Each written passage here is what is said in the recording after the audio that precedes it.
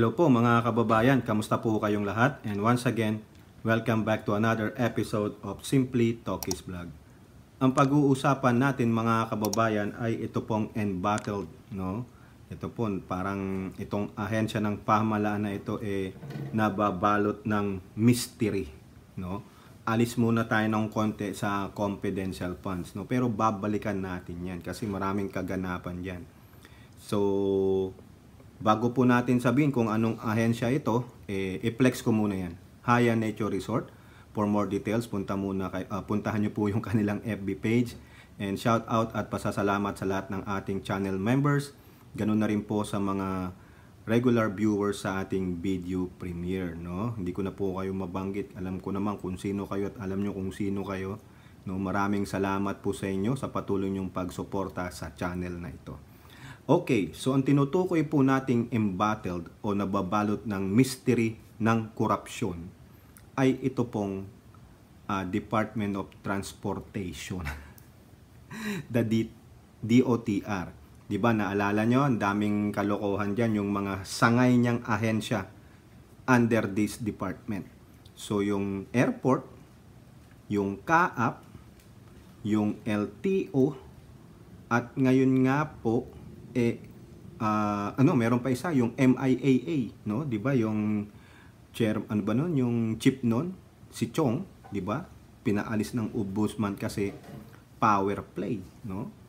Ngayon, itong LTFRB, yung Land Transportation Franchising Regulatory Board, kasi na-accuse po yung chief diyan na si Teofilo Guadis III ng corruption, yung mga under the table transaction. Kung maalala nyo, di ba, yung isa niyang head executive assistant na si Tumbado ay nag-whistleblowing na kailangan daw meron kang 5 milyon para makakuha ka ng prangkisa, ruta at permit, no? Tapos yung mga regional offices daw kailangan may quota na 2 million a month.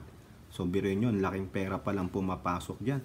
Pero kapalpakan pa rin, no? Kaya itong DOTR, yung mga sangay niyang ahensya, punong-puno kayo ng mystery of corruption, no? So dahil diyan, ito na po, tutungo tayo dito, no? Sabi na lang ni Bautista, si DOTR Secretary Jaime Bautista, orders probe into alleged corruption in LTFRB, ask Guadis to explain. O ayan, sabi niya, no? They are already launched an investigation on the allegations against the LTFRB. While we are already evaluating the alleged irregularities involving Chairman Guadis, we also issued a notice to explain against Guadis for him to shed light on the allegation. Yun. I assure the public that we will continue setting things right in order to ensure fair transaction and services to our stakeholders. We do not tolerate any form of corruption in the DOTR, and we will not hesitate to impose the steepest sanction if the evidence so warrant. So I think pagkatapos ito, punta to sa ombudsman para yung nangyari kay MIAA Chief Cesar Chong, saka yung kanyang assistant, no, si Heidi I forgot her last name. Now, punta tayo dito sa next news ng Manila Bulletin. Sabi nila, Bautista designates LTFRB OIC after Guadis suspension. So nag-designate na siya ng officer in charge, no? Report lang po ito nung October 10. So DOTR Secretary Bautista has designated lawyer Mercy Paras-Laines as the OIC of the LTFRB amid the corruption allegations against the top official of the agency. An order dated October 10, Bautista approved the designation of Paras-Laines as a placement of lawyer pala itong si Teofilo Guadis, who was suspended by President Marcos, no? Over alleged allegations of multi-million peso bribery in obtaining franchise, especially for modern passenger jeepneys. Maalala nyo, sabi nga nung Manibela Group, mag-i-strike daw sila sa Lunes, no, kasi nalalapit na yung phase out ng mga old jeepneys sa December. So sila, ikaw Guadis, hopefully po sa atin maano na ano to ni Bautista, maimbestigahan nyo po ASAP para magkaalaman na, matanggal kung matanggal, no? At malaman natin ang katotohanan kung totoo nga yung 5 milyon na sinabi ni Tumbado. Okay, ito pa. At such, she shall perform, ito daw si OIC Paraslaines, perform and discharge all the functions and responsibilities of the office unless otherwise earlier amended or superseded. O, ayun. Bautista earlier ordered a thorough investigation into the alleged corruption in the LTFRB after a former assistant of Guadis exposed in a press conference. O, ayan. Ang sakit nito, di po ba? So, meron ng OIC. No, ang bilis, ano? Ang bilis na lang maglagay ng OIC. Yari na si Guadis dito. Baka maano na ito. Ay. No? Now, ang sabi dito, mga kababayan, ito ang latest. May birada po ang transport group. Ha? Ito. Sino yung transport group na yan? Manibela. Ayan, no? Back stops with Jaime Bautista. Transport group spills more details about LTFRB Lagay scheme. Oh. Transportation Secretary Jaime Bautista reportedly received the bribe money allegedly given by entities conducting business with the Land Transportation and Regulatory Board, a transport group has claimed. Manibela Chairman Mar Balbuena tagged Bautista in the supposed bribery scheme at the LTFRB, which led to the suspension of its chairman Teopoli Gadis III. So tingnan nyo, di ba? Sabi nung si Tumbado, nung una siyang sa press con, LTFRB, tapos umaakyat sa Malacanang. Sa LTFRB, meron pang top honchos. Sino bang top honchos dyan? Aside from Gadis. Sino ang boss ni Gadis? Ayan, parang ito ang allusion ni Mar Balbuena. Citing information from Guadis Formed Aid, si Jeff Tumbado, yung whistleblower, Balbuena said, papogi ito ni Chairman Guadis. Dinadala po ito kay Secretary Bautista at ang sinasabi daw sa kanila, dadalhin ito sa Malacanang. Wow, magkano ang laman, no? Pampapogi daw po para maging malakas sila at hindi sila matanggal at tuloy-tuloy kanilang pagkakaupo sa pwesto nila. Uy, naku, bilihan pala ng pwesto. Sino kaya yung sa Malacanang, no? Malalaman natin yan kay Tumbado. Ha? Tumbado claimed in a press conference Tuesday that entities with business with the LTFRB such as transport operators need to shell out at least 5 million to expedite the procedure for the approval of permits and new routes.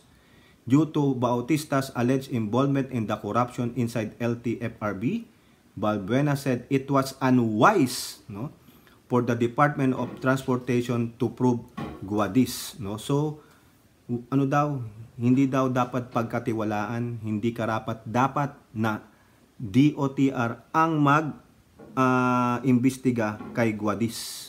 Dapat siguro, sinasabi niya, outside body. No? Ito sabi niya, kung ang DOTR po ang sinasangkot ang mag-iimbestiga, hindi tayo makakaasa na magiging patas yung investigasyon. Probably, meron po siyang punto, di po ba? So yan ang sinasabi ni Balbuena, base na rin daw sa account ni Jeff Tumbado, yung whistleblower, ang head executive assistant ni Teopolo Guadis III.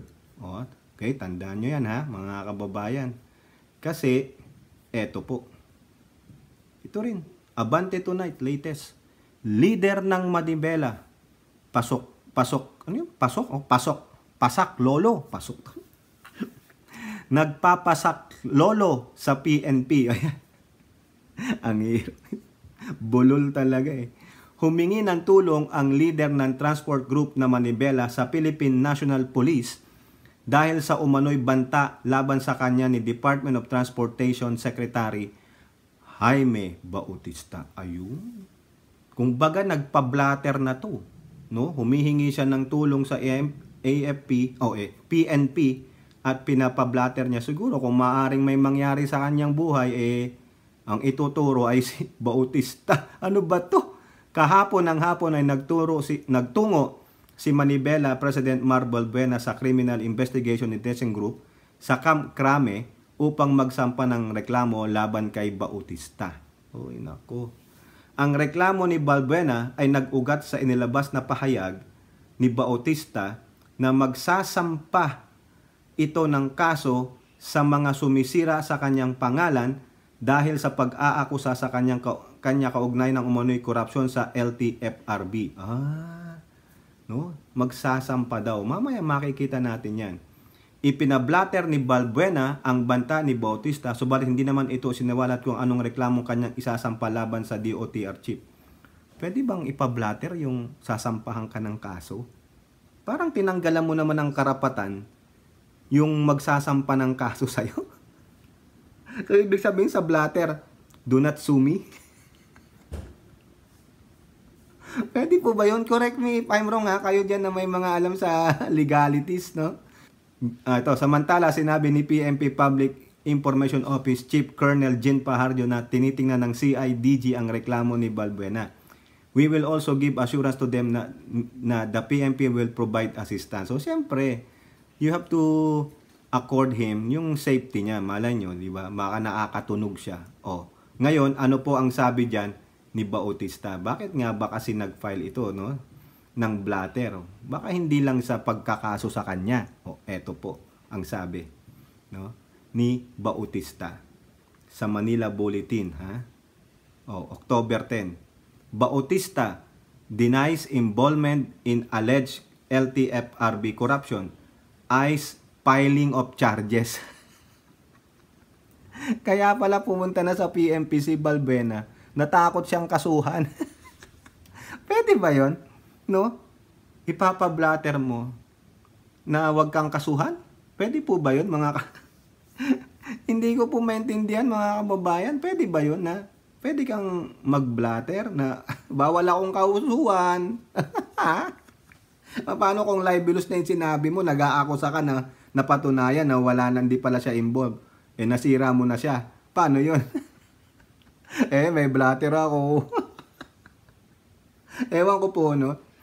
Department of Transportation Secretary Jaime Bautista is eyeing the filing of charges against the people whom he said were maligning him in connection with the alleged corruption related to franchise approval of modern jeepneys at the LTFRB. No? Bautista also denied the allegations that the bribe money for the approval of the franchise did not only benefit those from the LTFRB but also reaches DOTR ranking officials. Ako siyempre deny until, mawala ang issue. O di kaya deflect. Ito po sabi niya. I am saddened by the baseless allegations being thrown at me that I'm involved in corruption. Please allow me to categorically say. Pag ganito napapansin nyo pag nagbibigay sila ng mga statement, categorically say that I never accepted any money or favor since assuming the post as Transportation Secretary. I intend to strongly defend the truth and my name, so I plan to file the appropriate formal complaint to whoever is maligning me. Yun, si Balbuena na. Kasi nagpa-blatter na siya. Kasi nakatunog na ididimanda mo daw siya. Di mo ba? Yari ka, Balbuena. Bautista, however, emphasized that he was never involved in any corruption activity in the DOTR. I vehemently deny involvement in any corruption or inappropriate activities. When I took the helm of the DOTR, I vowed to serve the country and the Filipino people with integrity. This to me is more precious than any material wealth. Congratulations. So, yun po yung pahayag niya, no? Talagang nagsasabi niya, ididimanda ko kayo na kayong sumisira sa pangalan ko. Ayan. Congratulations. Anong sabi ni Balbuena? Blatter ka. Bawal mo akong idimanda. Anak ng tsopa, mga kababayan. Eto na. Ito ang latest, di ba? after mag-come out ni Jeff Tumbado, yung former head executive assistant ni Chairman Teopolis Guadis III, suspended. Eto po, siyang yabang ni Tumbado, sabi niya, ilalabas ko ang mga pangalan nila in a proper time. Just like I know what you did last summer. Pero wala pang isang linggo, eto na. No, eto na. GMA News Online. Whistleblower recants, apologizes to Guadis, Bautista, Palas, Kabum, Balbuena. Kaya pala nagpa-blatter. Nakatunog talaga na ididemanda siya kasi siguro nalaman niya yung whistleblower niya, yung kanyang ace, yung kanyang witness sa malpractice, sa corruption. Nag-recant. Ano po ibig sabihin ng recant? Binawi yung sinabi niya. Anong sinabi niya? Na corruption kay Guadis, umaakyat daw sa DOTR head at dinadala sa Malacanang dahil siya daw yung assistant siya yung ano yung tawag niya? Yung parang siya lang yung daanan. Kasi may English, nakalimutan ko. Sobrang hirap kasi nung English na yun. Kailangan pa nating i-google. Di ba? Siya lang daw yung conduit yun. I am only a conduit of the transaction. Sa akin lahat dumadaan. Kaya alam ko, meron akong mga voice audio recording. May mga messages. O ano nangyari? Title pa lang. Whistleblower recants. Siguro to hindi nabigyan ng tama. Baka mas malaki yung bigay ni kaysa kay bibigay mo ba gusto ko? Malaking to. Ako pangalan ko masisira dito. Kaya mo ba? Sabi, walang donor Recant ka na lang. Aray ko. Ang sama ng imahe mo, Tumbado. Akala ko ba naman, itutuloy mo to para magkaalaman na. Sabi mong yabang mo, meron ka pang mga audio recording, messages, I have all the proof and evidences. Ano nangyari? Basahin natin. Whistleblower Jeff Tumbado on Wednesday recanted. Sa mga katulad ka pong di marunong sa English, recanted meaning binawi. Laban bawi. Ano yun? Bawi. Bayong. Di, bawi na. Naduwag. Kumbaga, lumiit ang buntot. Di mo ba? Ano yan? Natrililing ba to? Natrililing. Nag-walk out. Ulitin natin. Para naman mapurga kayo. Whistleblower Jeff Tumbado. Siguro takot siyang alam niyo na yung last name niya rhymes with something di ba? Di ba, Chang? Anong rhyme niyan? Tumbado. Magkamali ka ng bigkas dito, mayayari ka. Di ba? Tumbado on Wednesday recanted his allegation of corruption against Transportation Secretary Jaime Bautista and LTFRB Board Chairman Teopolis Guadis III. Gago. Gago ka? Dahil lang dyan, nirikant mo. O ano nangyari ngayon kay Guadis at Bautista? Si Guadis sinuspindi ng Pangulo. Di ba quick action kailangan talagang anuhin ng Pangulo yan. Sabi, corruption to hindi na pinatagal. Di ba? Iniimbestigahan na. Habang iniimbestigahan sinuspindi doon muna siya. 'Di ba? Hindi sa akin hindi masama 'yon. At least quick action ng Pangulo. Pero itong whistleblower nabahag ang buntot. Ano ang reason niya? Ano reason niya?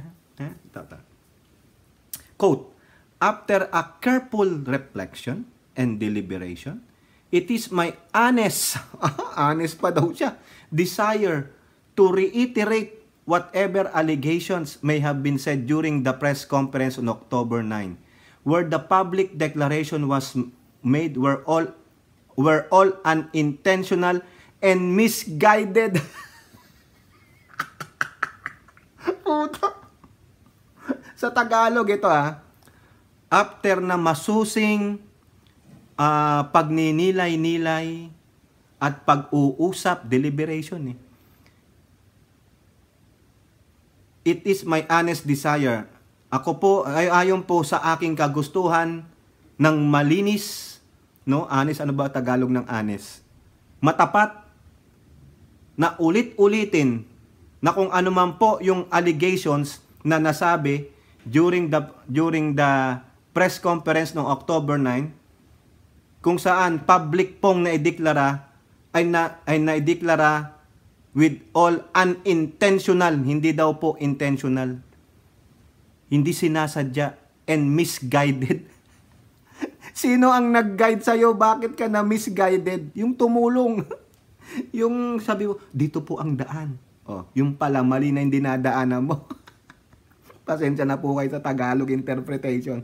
Sa makatuwid, yung pong pinagsasabi niya, yung mga isiniwalat daw na merong corruption dyan sa LTFRB at sinabi niya na umaakyat sa DOTR at sa Malacanang ay pure unintentional and misguided. Come on! Sinabi mo pa meron ka pang mga pruweba. What happened? Eto pa. All the things said were born out of impulse. Irrational thinking, misjudgment, poor decision making. Nako, yari ka. Dapat kang ang kasuhan. Ngayon, magano ka, yung parang ginagawa ng napapanood ko sa Korean drama, pag nagkamali ka, lumuhod ka.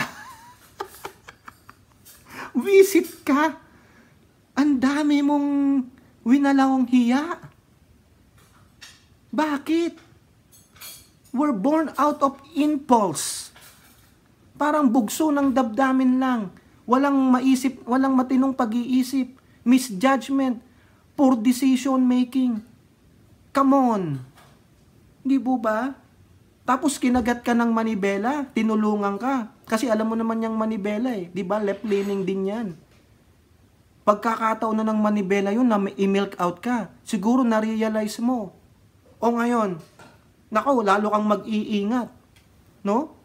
Kailangan humingi ka na ng tawad dyan, lalo na kay presidente. Nako, laki ng, tinan mo, kung ganyan man ang reason nito, mga kababayan, talagang magngingit-ngit dyan si Jaime Bautista. Kasi ako, tulad ko, perception ko, oy, ang laki naman yan, 5 million.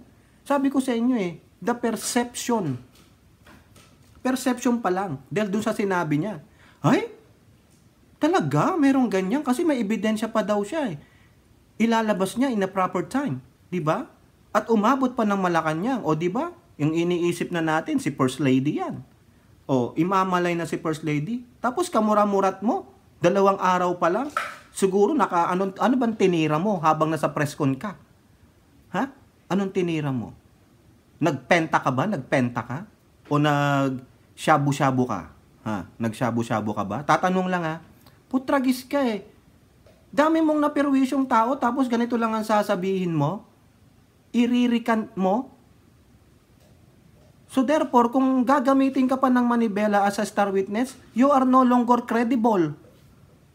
Wala ka ng credibility. Nakakagalit, di ba? Ang dami mong naperwisyo. Kaya may katwiran po si Secretary Bautista na mag-file ng charges. O ngayon, siguro nung nalaman mo magpa-file ng charges si Jaime Bautista and mas mapera yan, dating businessman yan dating executive ng PAL yan ha? Nag-recant ka na.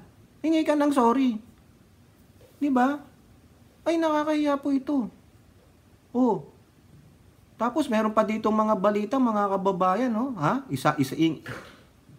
Isingit ko lang ito, ha? Ito pa, ha?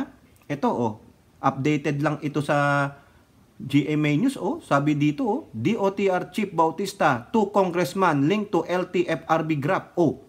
Tingnan nyo yan. Meron pa daw mga 2 congressman na nakalink dyan sa alleged corruption. Ha? Ayan ang sinasabi dito ni Balbuena, talagang iginigiit ni Balbuena na maraming kasama. Ha? Ay, grabe to. Oh, other transport groups are calling for an independent investigation. Meanwhile, Pasang Mazda President Obet Martin said he have yet to hear about our experience extortion in the LTFRB. Oh, itong isang grupo ng mga operators, Pasang Mazda President Obet Martin, wala pa daw siyang naririnig na extortion. Hindi sila naka-experience nung sinasabi ni Tumbado na extortion. Ito ang sabi niya ni Martin. Kaya siya tinanggal ni Chairman Jojo Guadis. Nahuli siya na gumagawa ng korupsyon. Sinuspend siya gumawa na sila ng mga aligasyon. Uy!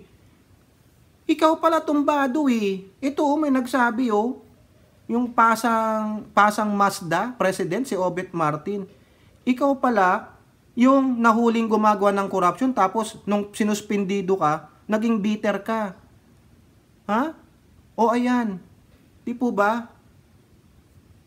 Tapos sabi niya pa dito, still he maintained that coming forward was his own personal decision and that nobody asked him to expose the alleged corruption. However, the problem is that Balbuena, the Manibela president, kinagat ka na. Ngayon may ina-accuse pa dito na dalawa daw na official na na mga congressman. Ayan, 2 congressman linked to LTFRB. So meaning meron silang kapit sa Congress. Ngayon, ano nangyari? Di po ba? Yari ka dito. Dami mong pinerwisyo dito. Pero may kumagot sa yung ulalo. Eto pa, tuloy natin to. Yung kay Tumbado. Siningit ko lang yun. Kasi sabi nung isang transport group wala daw silang na-experience na extortion. Kundi, si Tumbado ang nahuling gumagawa ng corruption. Tapos nung sinuspindido siya, naging bitter siya, dinawit niya na ngayon. Ano nangyari? After all the reflection and deliberation, it is my honest desire to reiterate whatever allegation man have been said during that was made were all unintentional and misguided. Anong unintentional? It is intentional on your part. Kasi bakit? Sinira mo Dapat bago ka nagganyan, nag-ura-urada, nagtanong ka muna. Kung nararapat. Kung totoong may ebidensya kang matibay. And misguided. All the things were said born out of impulse, irrational thinking, misjudgment, poor decision making. Nako, siguro baka ikaw ay tumira ng red horse dian. No. May kasamang penta, Tapos kumain ka diyan sa mga shabu-shabu, According to Tumbado, he issued the statement as a form of apology. Ay dapat lang mag-public apology ka. Ngayon, depende na kay Chairman Guadis at Secretary Bautista, na ikaw ay patawarin. Pero kung sasampahan ka ng kaso o hindi. Kasi character assassination yan. Ang sama ng imahe niyan. Tapos, may magsasabi pala na wala naman silang experience ng corruption, kundi ikaw ang nahuli ng corruption. Di ba binasa ko sa inyo si Obet Martin? Tapos, yung Manibela, syempre, galit sila dyan sa FTLRB, dahil nga sa phase out ng jeepney at kung ano-ano pa na issue sa pagtaas ng pasahe sa gasolina, kakagating ka niyan kasi left-leaning yan. Diba? Ito pa, quote, I have issued this sworn statement as a form of public apology in favor of Chairman Teopolicus III, Secretary Jaime Bautista of the DOTR and the Office of the President. Kita mo? Idinawit mo ang Malacanang sa Office of the President? Sino dyan? Tumbado said he had no malicious intention to besmirch the integrity and reputation of any individual. You're right. You're right. Kiss your ass, dude. Wala kang malicious intention to besmirch. Yung besmirch, yung i-tarnish, siraan the integrity and reputation of any individual. Come on. Di po ba? Despite this, he said he maintained that there were problems in the DOTR that required immediate investigation by authorities. Di sana kung ito na lang ang sinabi mo, wala ka ng dinamay na tao, wala ka na sagasaan. And remember, sinasabi ko sa inyo palagi, the perception. Pag ako naglabas ng statement dito na sinabi ko, ganito pala si therefore you will think. Perception Diba? Bago yung doing the research are perception. Kasi gagawa ka ng research based on that. Ay, ganito pala siya. Hanapin ko nga. Parang ako, yung nakita ko mga vlogger na nagbablog na 1.6 billion confidential pa ni Martin Romualdez. Research ka agad ako, hanap ko. Wala akong nakita. And then, ito nga, may nag-forward sa akin na ito nga yung sinasabing 1.6 billion. Eh, may video na eh, pinabulaanan na eh. Oh, yun. Binlag ko. Di po ba? Pero dahil na rin dun sa perception, oy, si Martin may 1.6 billion, mapapa-research ka, mapapahanap ka, mapapatanong ka, makikimarites ka o tolits ka. Pero ikaw, tumbado, too late. Pero at least tinanggap mo, nagkamali ka out of your impulse, no, sa galit mo kasi nasuspend ka pala. Yun ang sabi ni Pasang Masa ba yan? No? Ni President Obet Martin. Kasi daw siya ang nahuling may corruption. Ngayon, ibinabato niya ngayon, idadawit kita. O, yun. Diyari ka, you burned the bridges already. Di ba? O, ngayon, pero tuloy pa rin ang investigasyon kasi marami pa rin dyan. Meron pa rin dyan, pero wag kang mandawit ng pangalan. Sa huling-huli, tama yung sinabi mo na, that required immediate investigation by authorities. Tama yan. Pero wag ka na sana nang nagbanggit ng pangalan. Yun na lang sana ang huling ang sinabi mo, much better. Para maimbestigahan. O di wala ka na sagasaan, safe ka. Di po ba? O ngayon, yari kayo kay Bautista. Pati na yang si Balbuena, nagpa-blatter na po siya. Ano yung pinablatter mo? Bawal kang idemanda? Tingnan natin. Sige nga, Jaime Bautista, tuluyan mo magdemanda para madala naman yung ungas na yan, no? Para malaman natin na may nagdemanda kay Balbuena. Kinagat nila to eh, you know? O, yan lang po mga kababayan. Kayo po, ano pong inyong masasabi? Comment down below and don't forget to like and share. Hope to see you on the next videos. Bye-bye. God bless.